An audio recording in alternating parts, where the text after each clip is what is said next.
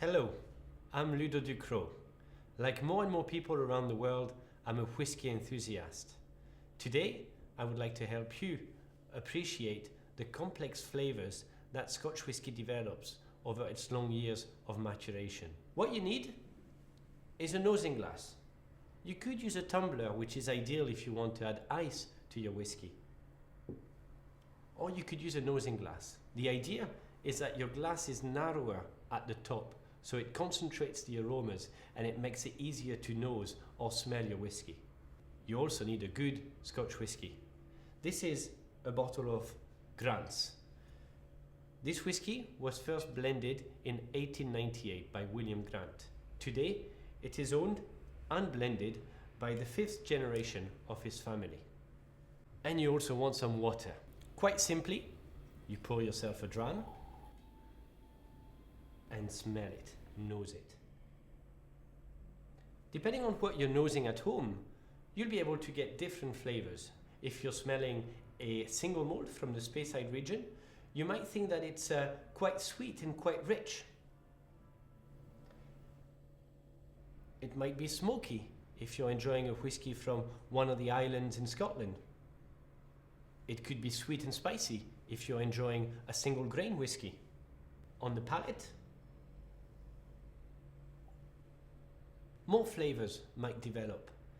The mouthfeel, the texture, the finish will vary from whisky to whisky. An old whisky will tend to have a long, sometimes dry, woody finish. A younger whisky can be quite fresh, quite crisp. Next, you want to add some water.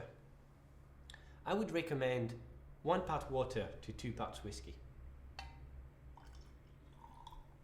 Once you've added the water, you want to give your whisky a swirl, put your hand on top of it, and give it a shake.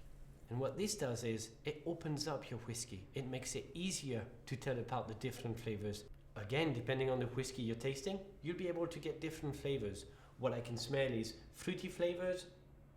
This whisky is quite sweet. There's a bit of smoke in there, some peat flavors.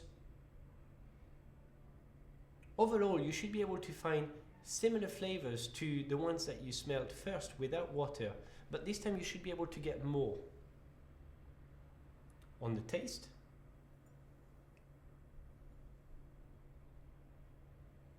you might notice that the mouthfeel is different. The finish will tend to be shorter once you've added a bit of water. Personally, I think for a whisky like this, it makes it lighter and more fruity, perfect for a pre-dinner drink.